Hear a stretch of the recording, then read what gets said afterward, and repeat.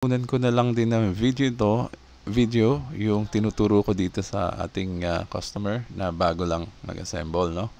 So nakita ko dito, ang problema niya, sabi niya, bakit may mga palay na sumasama sa unang andar, ganyan. Natural lang yan, normal lang yan. Tsaka ma-experience niyo rin dyan yung durog na lalabas ang bigas. Maraming durog, no? Kasi hindi pa yan na-calibrate o na-adjust. Ito ang ina-adjust dyan. Ito, pinadala ni Sir Giovanni. Sabi sa akin, sabi ko sa kanya, unang kailangan gawin, i-adjust mo tong knob na to, adjuster, para sa pressure. Dito, may parang spring to eh. So nakita ko, ay, tinanggal niya yung lock. May lock to na butterfly. Sabi ko, Sir Giovanni, ibalik niyo yun. Importante yun. So, binalik niya naman agad. Asan yung lock? Ayan, tinanong ko siya. Ayan daw yung output niya. Ang daming palay kasama ng bigas. Wala naman problema dyan. Kasi nga, hindi niya pa alam yon, no? Hindi pa tamang sikip yung spring nun. Yung pressure nun. So, natural lang lalabas siya na may palay. So, pwede nyo naman ibuhos uli ito ng kasama yan. Yan, buo, ganyan. Ibubuhos mo yan lahat sa imbudo uli hanggang sa wala nang lalabas na palay. Dapat kahit isang butil na palay walang kasama dyan na lalabas. Ganun yan. Okay? So, yung butterfly lock, inayos na. Nakita niya na. Tapos tinatanong niya, saan ba to? Ano po gamit nito? Hindi niya alam dahil hindi naman namin pa na ituro to. So, ito ay kinakabit dito. Hindi lang kita dito, no? Ito yung butterfly lock na tinuturo ko sa kanya, no? Yan. So, sabi ko sa kanya, Sir Giovanni, mag-leave ka ng 1 inch muna dito. Yun kasi ang eksaktong pressure na normally. And then, ilock mo na yan. Importante yung lock para hindi siya kasi malakas yung motor, nagbabibrate yung isang buong machine na yan, no? Malakas eh. Ang tendency kasi niyan, yung mga maluluwag na tornilyo ay pwedeng lalong lumuwag o magkalas-kalas, no? Kailangan masikip lahat ng tornilyo na nakakabit. Importante talaga na masikip para hindi siya kakalas, no? Sa lakas kasi ng motor, lang naman to eh, no? Small machine. And then sabi ko kailangan lang yan gawin. Ikabit niya yung butterfly and then baba tayo. And then, tinuro ko rin yung red na napihitan. Ayan, dyan ilalagay yan. Okay, tapos yung hawak nyo ng kamay, ito yun.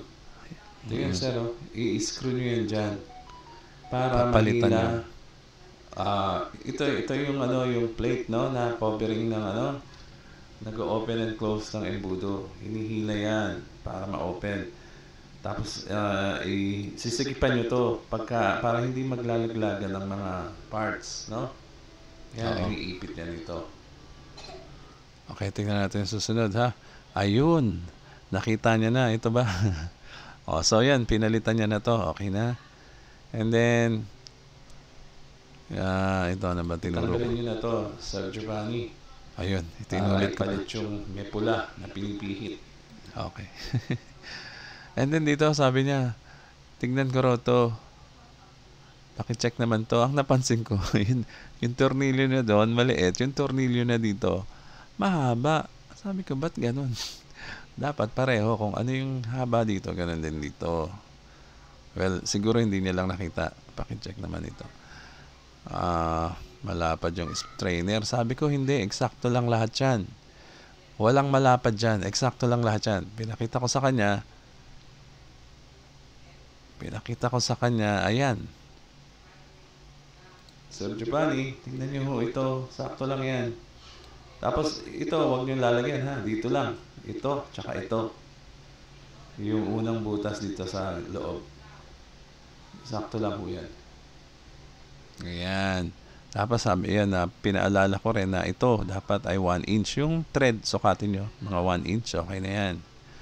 And then napansin ko pa yung buhos niya. Ito gawin nyo dito, Sir Giovanni, ha. paandarin nyo muna yung machine na mga 10 seconds na walang binubuhos na palay. Nakasarado muna to. Sarado nyo muna yung butas niyan. Ilock nyo. Paandarin nyo 10 seconds. Bilang kayo 1 to 10. Pag okay na yung andar, tsaka nyo ibuhos yung palay. Maraming palay. Punuin nyo. Okay lang. And then, unti-unti nyo buksan yung opening doon sa na tinuruan merong red na pinipihit na hinuhugot. Oo. Unti-unti nyo ihugutin yon para dumaloy yung palay sa loob. Okay, ganun din ang gagawin nyo, ha? And then, ayan, naayos na ni Sir Giovanni, no? Pero napansin ko parang kulang sa 1 inch. Parang 3/4 lang to. So, okay pa rin. Ayan, nailagay na ni Sir Giovanni yung pinipihit dyan para pagsikip nitong opening plate natin. And then, tama na. And then, kwento ko kay Sir Giovanni na importante rin ito. Bali, yung spring nandito sa side ng wheel. Ayan, dito. Nakaangat yung motor dito. Doon nakababa sa kabila. Okay, pansinin nyo rin yung kabit ng tornilyo dito, ha? Gayahin nyo na lang. Kasi yan yung eksaktong alignment ng wheel sa taas. And then, parang eksakto lang din yung pinakalikod ng motor dito sa frame, eh. Yan na napansin ko, yung haba. So, gayahin nyo na lang yan para hindi kayo magkamali. Para aligned lahat, no? Tapos may lock itong tandaan nyo, may lock ito sa ilalim. Pag okay na yung tension ng belts, ilalock nyo na yan. Sisikipan nyo sa ibabaw, sisikipan nyo sa ilalim. Masikip din yung ilalim, syempre, pag sinikipan yung ibabaw. Ito yung nag-a-adjust ng tension. Dapat yung tension ng belt, hindi maluwag, hindi masikip. Dapat tama-tama lang. Okay, paano mo malalaman kung maluwag yung belt mo? Papalakpak yan. Parang manginginig na malakas. So, kung masikip naman, hindi rin maganda dahil mahihirapan yung motor, bibigat yung wheel niya. Mahihirapan yung motor mo, baka umiinit yan. Pagka syempre hirap ang motor, iinit yan. So maganda yung tamang-tama lang ang sikip. Tsaka dapat napipihit mo yan ng kamay, no? Yung kayang-kaya mo iikutin ng kamay, ibig sabihin tama yon. Pag mabigat, ibig sabihin masikip. Pag maluwag naman, hindi rin maganda pag maluwag kasi kikis-kis lang siya, dudulas lang siya dun sa wheel. Yung kanal niyan, magkakaroon ng friction at iinit yung mga goma mo. Mapupudpud yung goma, masusunog.